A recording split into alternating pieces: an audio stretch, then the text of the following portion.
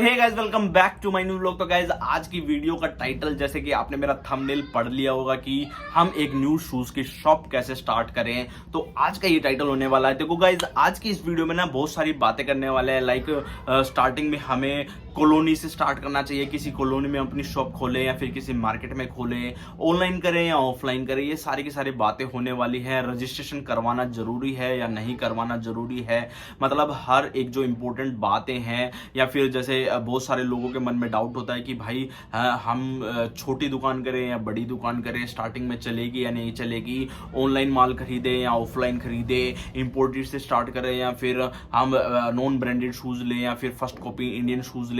मतलब ये सारी की सारी जो चीजें हैं वो आज की इस वीडियो में मोस्ट इंपोर्टेंट होने वाली है।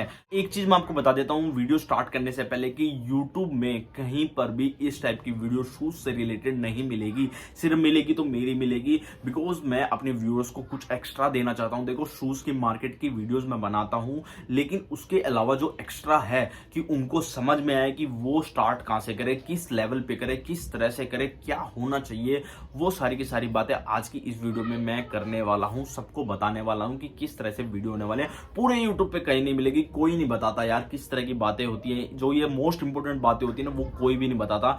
सिर्फ अपने शूज की मार्केटिंग होती है, मार्केटिंग। और सबसे बड़ी चीज है कि अगर आप अपना शूज का बिजनेस कर रहे हो तो मार्केटिंग की कितना एफर्ट है, मार्केटिंग की कितनी जरूरत है, वो सारी की सारी आज की इस वीडियो में होने वाली है। सो गाइज, आज का जैसे टॉपिक है हमारा कि हम न्यू शूज की शॉप कैसे स्टार्ट करें, कहां से करें। तो आज की वीडियो में मैं आपको सबसे पहली बात पर ये बता रहा हूं कि अगर आप मार्केट में अपनी शॉप खोलना चाहते हो, मार्केट के अंदर खोलना चाहते हो, तो सबसे पहले आपको अपनी मार्केट का सर्वे करना है। लाइक जैसे अगर आप किसी सिटी में रहते हो तो आपको देखना है कि भाई आपके सिटी में कितनी शॉप है शूज की और किस तरह की शॉप है। मतलब लाइक उनके पास इंडियन है, इंपोर्टेड है, फर्स्ट कॉपी है, या फिर वो सिर्फ इंपोर्टेड में बिजनेस कर रहे हैं, या फिर इंडियन में बिजनेस कर रहे हैं, या फिर फर्स्ट कॉपी में बिजनेस कर रहे हैं। तो वो सारी की सारी चीजें आपको अपनी मार्केट में जाकर एक बार सर्वे करना है, एक बार आपको घूमना है कि आपको देखना है कि वहां पर किस तरह से आइटम सेल होती है, ज्यादा जो कस्टमर है वो किस आइटम की तरफ अट्रैक्ट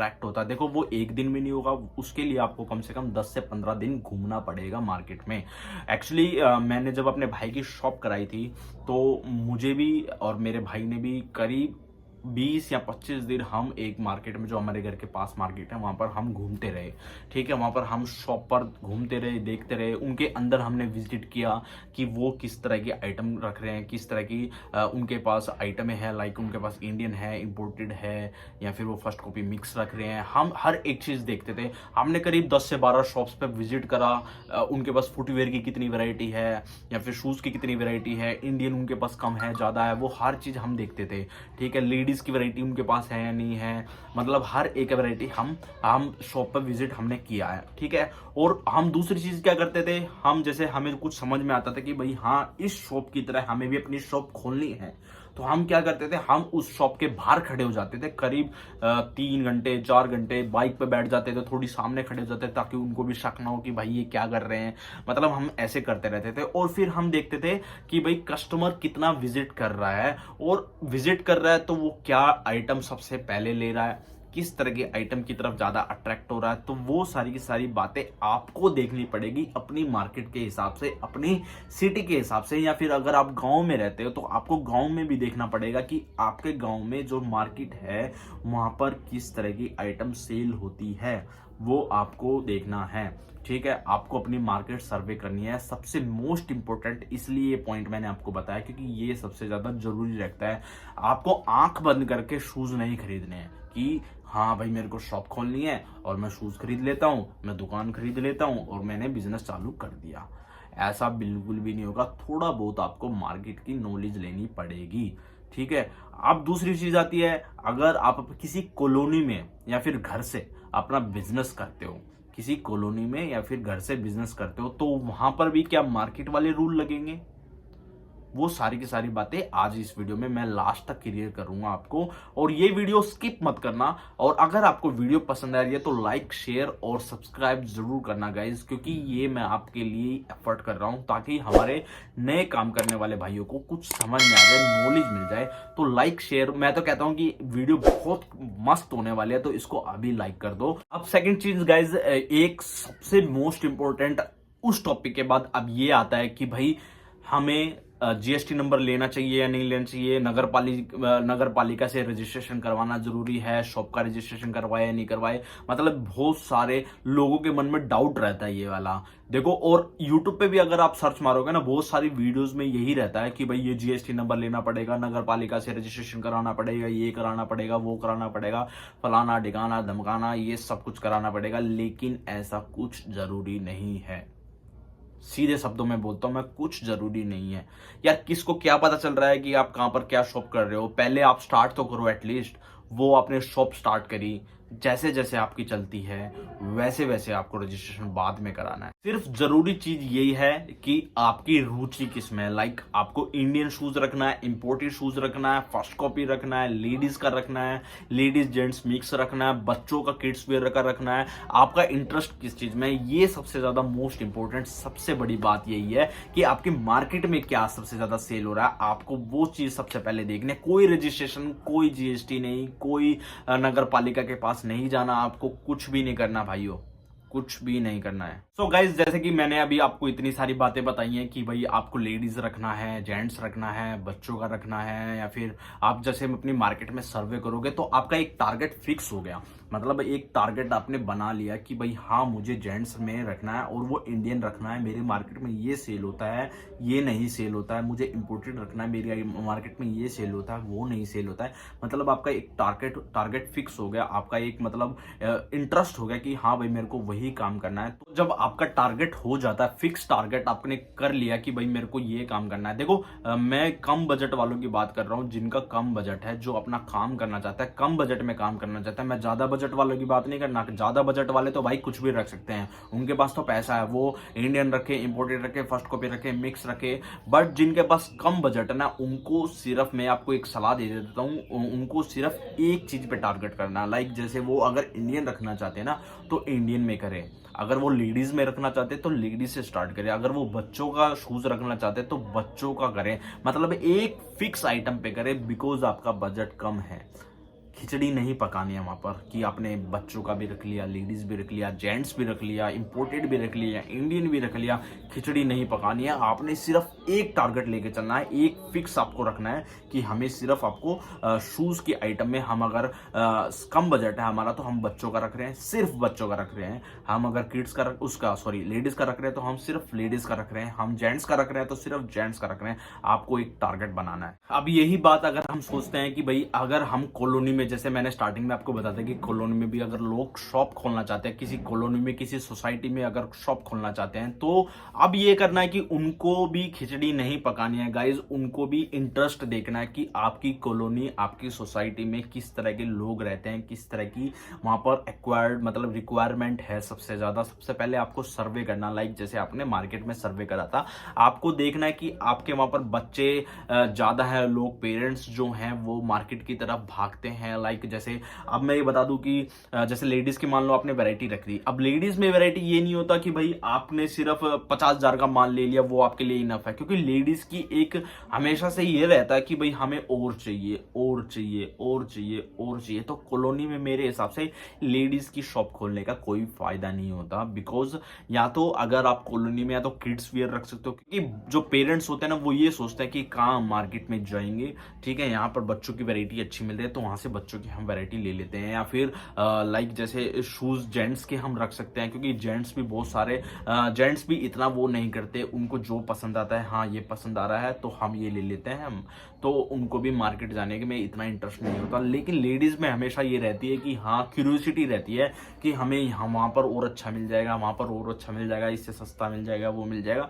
सो लेडीज की मैं बिल्कुल भी जो शॉप है वो खोलने की आपको नहीं जो एडवाइस दूंगा। वो सिर्फ मैं आपको दे सकता सकता हूँ, बच्चों में रख सकता हूँ या फिर जेंट्स में रख सकता हूँ। अब जेंट्स में आपको ये रखना है कि आपको इंडियन रखना है, इंपोर्टेड रखना है, फर्स्ट कॉपी रखना, वो आपको अपनी जो सोसाइटी है, आपकी जो गांव कस्बा है, उसके हिसाब से आपको देखना पड़ेगा कि आप वहां पर क्या जो वैरायटी है वो रखोगे। लेकिन बच्चों में आप वैरायटी रख सकते हो, बच्चों में भी बहुत ज्यादा मिक्स वैरायटी, जैसे मैंने आपको स्टार्टिंग बोला टारगेट आपको रखना है, मिक्स वैरायटी नहीं रखनी है। गाइस जो भी भाई किसी कॉलोनी में या फिर सोसाइटी में अपनी शॉप खोलते हैं, उनको एक मोस्ट इंपोर्टेंट चीज का ध्यान रखना है, और वो ये है कि गाइज आपको अच्छी क्वालिटी के शूज रखने हैं अपनी शॉप पर।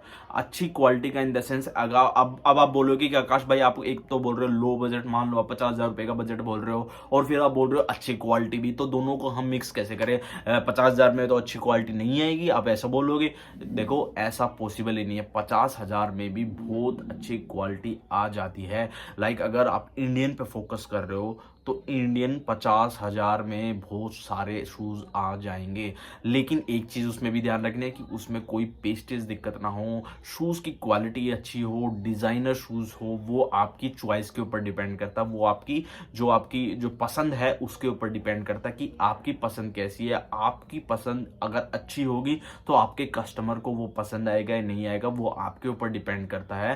देखो अगर आपकी शॉप पर कोई विजिट करता है, अगर उसकी पेस्टेज में दिक्कत है, आपने सस्ती आइटम अपनी शॉप पे रखी है, मैं कॉलोनी की बात कर रहा हूँ, मार्केट की बात नहीं कर रहा, मैं कॉलोनी की बात कर रहा हूँ, जो कॉलोनी और सोसाइटी में अपनी शॉप खोल रहे हैं। अगर आपकी शॉप पर कोई विजिट करता है, अगर उसको दिखेंगे कि आपने बढ़िया शूज रखे हुए हैं, अच्छे शूज रखे हैं, तो उसकी स्टार्टिंग में ही देखो, जब आप शॉप खोलोगे तो स्टार्टिंग में ये तो है नहीं कि आज आपने शॉप खोली और आज मेरे पास लाइन लगी है, ऐसा तो बिल्कुल भी नहीं होगा। आपकी शॉप धीरे धीरे चलेगी, तो धीरे धीरे अगर आपकी चलेगी तो आपको वैरायटी अच्छी रखनी पड़ेगी। अगर आपकी वैरायटी अच्छी होगी तो अगर आपकी शॉप पे कोई कस्टमर विजिट करता है तो वहां पर जब वो आएगा तो वो देखेगा कि हाँ भाई यहाँ पर तो शूज अच्छी क्वालिटी में है, उसकी एक इमेज बन जाएगी, आपकी एक इमेज बन जाएगी उस आपकी शॉप के उसके माइंड में कि भाई हाँ इस शॉप पर हमें अच्छी क्वालिटी के शूज मिलते हैं। तो वो 2 जन को और बताएगा, 3 जन को और बताएगा, फिर उसके दोस्त को लेकर आएगा, फिर धीरे धीरे ऐसे पता चलेगा। तो ऐसे ऐसे आपकी मार्केट,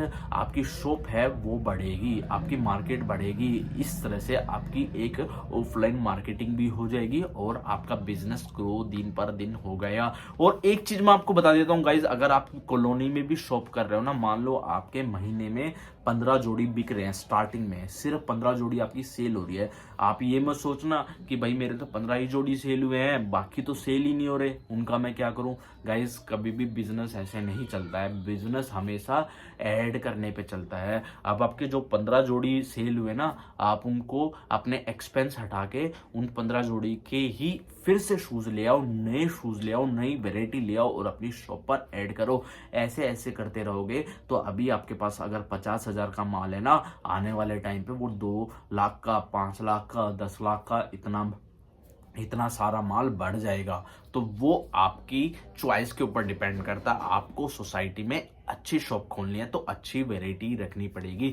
मार्केट में आप कुछ भी रख सकते हो गाइस, क्योंकि उसको आप सस्ता करके कम कर सकते, कैसे भी सेल कर सकते हो। मार्केट में कुछ भी सेल हो जाता है, मार्केट में किसी तरह हर तरह का ग्राहक आता है, हर तरह की वैरायटी मांगता है, तो वहां पर आप कुछ भी रख सकते हो मार्केट में। लेकिन सोसाइटी में आपको अच्छी क्वालिटी रखनी पड़ेगी। सो वो सिर्फ डिपेंड करता है आपकी चॉइस, आपकी पसंद के ऊपर। मैंने अभी आपको बताया कि 15 जोड़ी मान लो आपके सेल हो जाते हैं, उस महीने सेल हो गए, तो आपको जैसे मैंने आपको बताया कि आपको नया माल रखना, नया माल ये मत कर देना कि 15 जोड़ी आप इंपोर्टेड के लिए। अभी आपका इंडियन ही टारगेट है तो आपको इंडियन ही वो 15 जोड़ी नया डिजाइन लेके आना है, लेकिन लाना है इंडियन ही, क्योंकि आपको अभी लंबी रेस का घोड़ा बनना है। अभी आप ये नहीं हो कि बादशाह बन गए, हाँ भाई हमने 15 जोड़ी बेच दिए हैं और अब हम नया इसमें इंपोर्टेड रख लेंगे। नहीं, ऐसा नहीं करना, आपको उसमें इंडियन ही बनना है। लेकिन आप वही बात फिर से रिपीट करना है कि अच्छी क्वालिटी होनी चाहिए, अच्छी वैरायटी होनी चाहिए, डिजाइन बेशक कुछ हो जाए, लेकिन आपको वो सोचना कि हाँ मेरे जो 15 कस्टमर थे जो मुझसे शूज लेके गए हैं, उनकी जो चॉइस है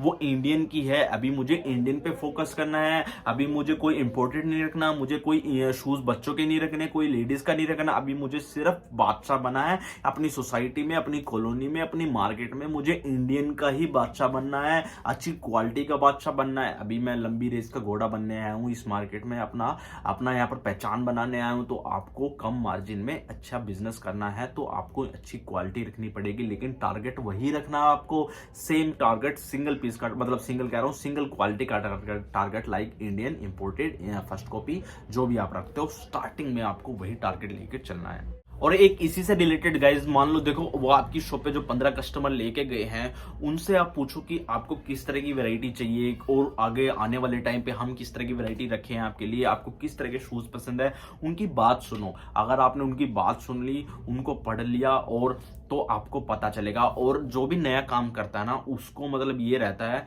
कि भाई मेरे शूज सेल नहीं हो, तो वो थोड़ा सा ना मतलब इरिटेट होने लग जाता है अंदर से कि यार मेरे तो शूज सेल नहीं हो रहे, यार मैं क्या करूं, कैसे करूं। वो बिल्कुल भी नहीं करना है। जो भी नया कस्टमर आता है, हमेशा आपके फेस पे स्माइल होनी चाहिए, हमेशा उसको ऐसे ट्रीट करो जैसे वो बोलते हैं ना कि ग्राहक भगवान का रूप होता है, तो वो आपको हमेशा वो करना है, हमेशा अपने फेस पे स्माइल रखनी है। वो एक बिजनेस का रूल है, मंत्र बोलो उसको, कुछ भी बोल लो आप अपनी लैंग्वेज में, वो आपको हमेशा रखना है और उनकी बात हमेशा सुननी है। चाहे कोई भी कस्टमर आए, चाहे वो लेकर जाए या ना लेकर जाए, ना लेने वाले की ज्यादा सुनो, लेने वाले की कम सुनो, लेकिन ना लेने वाले की ज्यादा सुनो कि वो क्यों नहीं ले रहा, उसको किस तरह की वैरायटी चाहिए, तो वो आपके बिजनेस को ग्रो करने में हेल्प करेगा। देखो ये छोटी छोटी बातें होती है जो शायद ही किसी को पता होती है जो नया काम करता है, लेकिन जैसे जैसे आप काम करते हो तो वो आपको धीरे धीरे आप उसको ग्रैब करने लग जाते हो, वो आपको आने लग जाता है। तो दोस्तों आपके मन में कभी भी ये नहीं आना चाहिए कि मेरे पास इतना बजट नहीं है, मेरे पास सिर्फ 50,000 का बजट है, मैं एक छोटा बिजनेस कर पाऊंगा या नहीं कर पाऊंगा। देखो हमेशा ना शुरुआत जो होती है ना, शुरुआत जिसको स्टार्टिंग बोलते हैं, वो हमेशा छोटे लेवल से ही होती है। कभी भी कोई इतना बड़ा नहीं, मैं बड़े जिनके पास ज्यादा पैसा भाई मैं उनकी बात कर ही नहीं रहा इस वीडियो में, मैं सिर्फ उन भाइयों की बात कर रहा हूँ जिनका कम बजट है, कम छोटा बिजनेस करना चाहते हैं, वो एक थोड़े अमाउंट में बिजनेस करना चाहते हैं। मैं उन भाइयों की बात कर रहा हूँ कि वो हमेशा ये मत सोचो कि भाई हमारे पास ज्यादा पैसा नहीं है तो हम बिजनेस नहीं कर सकते। हमेशा छोटे अमाउंट से ही बिजनेस करते हैं, उसी से ग्रो ग्रो ग्रो ग्रो कर करके ही बड़ा बन सकता है इंसान। देखो जो भी जैसे कहावत बोलते हैं ना कि छत पर जाने के लिए पहली सीढ़ी पर पैर रखना पड़ता है। अगर आप डायरेक्ट 5वीं 6वीं सीढ़ी पर पैर रखोगे तो आपको ही चोट लगेगी, ठीक है। तो हमेशा पहली सीढ़ी पर पैर रखना जरूरी है, चाहे वो आप छोटे अमाउंट से रखे हो, चाहे वो आपके पास थोड़ा ज्यादा हो, वो आपकी बजट के ऊपर डिपेंड करता है। लेकिन यहाँ पर 50,000 की बात हो रही है, कम अमाउंट की बात हो रही है। देखो अब मैं ये नहीं बोलूंगा कि मैं अगर 50,000 बोल रहा हूँ तो आपको भी 50,000 का करना है। अगर आपका 1 लाख का बजट है तो आप 1 लाख से करो, अगर आपका 1.5 लाख का बजट है आप 1.5 लाख से करो, अगर आपका 50,000 का बजट है तो आप 50,000 से करो, अगर आपका 30,000 का बजट है तो आप 30,000 में भी जैसे चप्पल वगैरह आती है, जो लो क्वालिटी की फुटवेयर वगैरह आती है, उसको भी आप सेल लगा के अपना बिजनेस कर सकते हो। ये सारी बातें उन सभी के लिए जिनके पास कम बिजनेस है, कम अमाउंट है, 5 लाख तक, मतलब ये लगा लो 2-3 लाख से कम जिनके पास बजट है, उन सब के लिए तो ये सारी बातें मोस्ट इंपोर्टेंट बातें हैं। 5 लाख से ऊपर वाला फिर भी छोटा मोटी एक शॉप अच्छी तरीके से खोल सकता है, लेकिन जो कम अमाउंट वाला है उसको अपना माइंड एकदम टारगेट एकदम फिक्स रखना है कि हाँ मेरे पास इतना बजट है और मेरे को इस बजट के अकॉर्डिंग आगे बढ़ना है, स्टेप बाय स्टेप धीरे धीरे आपको आगे बढ़ना है। तो गाइज अब हमारा नेक्स्ट पॉइंट है वो ये है कि हमें कितना मार्जिन लेके चलना चाहिए स्टार्टिंग में। देखो गाइज मैंने इस टॉपिक पर भी वीडियो बनाई है, पहले बनाई है, लेकिन मैं आपको फिर से इस वीडियो में बता रहा हूँ कि गाइज देखो अगर आप स्टार्टिंग में बिजनेस करते हो, लाइक आपका अगर मान लो 300 रुपए का आपका शूज है, तो आपको सिर्फ और सिर्फ ज्यादा नहीं उस पे 50 रुपीज से लेके 70 या 80 रुपीज तक आपको उस पे बचाने हैं, सिर्फ 70 या 80 रुपीज तक। अगर आपने ये कर लिया ना, अगर आप सोचते हो कि मैं उस पे 200 बचाऊंगा, 300 बचाऊंगा, 400 बचाऊंगा, तो 100% आपका बिजनेस नहीं चलेगा, बिकॉज आप छोटे अमाउंट से बिजनेस कर रहे हो। अगर आपने 100 रुपए मिनिमम, मैं लेके चल रहा हूँ 100 रुपए, ठीक है, अगर आपको 100 रुपए मिनिमम लेके चलना है, ठीक है। अगर आपके 300 रुपए के शूज है तो उसको आपको 400 रुपए का सेल करना है। और अगर मान लो वो आपसे मोल भाव में थोड़ा बहुत इधर उधर करता है, लाइक वो बोलता नहीं मैं तो इसको 350 रुपए दूंगा, तो अगर वो कस्टमर जा रहा है तो उसको रोक लो, उसको 350 का दे दो, बिकॉज ₹50 आपको पर पीस बच रहा है और आपका पेयर भी निकल रहा है और आपको ₹50 बच रहा है। और वो ₹50 ये नहीं सोचना कि वो सिर्फ ₹50 दे के गया है, आप ये सोचना कि वो अगली बार आएगा, क्योंकि आपने उसको कम मार्जिन में, मार्केट से बिल्कुल कम मार्जिन में शूज दिया आपने उसको। अगर वो अभी ₹50 का मार्जिन में आपको रख के उसको आपने ₹350 का दिया है, तो वो अगली बार आपको ₹400 भी देगा, अगली बार वो आपको ₹450 भी देगा, अगली बार वो आपको ₹500 भी देगा। तो गाइज ये देखो, आपको स्टार्टिंग में आपको कम बजट लेकर चलना है, आपको कम प्रॉफिट कमाना है, ज्यादा प्रॉफिट, ज्यादा लालच मत करना। अगर आपने ये चीज सीख ली तो आप लंबी रेस के घोड़े बन जाओगे, आपका business day by day increase होगा, डे बाय डे ग्रो होगा गाइज। और गाइज इसी से रिलेटेड मेरा अगला टॉपिक यही है कि भाई मान लो आपकी अपनी शॉप है, तो आपको सिर्फ ₹50 का मार्जिन रखना है, ₹60-70 का मार्जिन रखना, ज्यादा नहीं रखना है।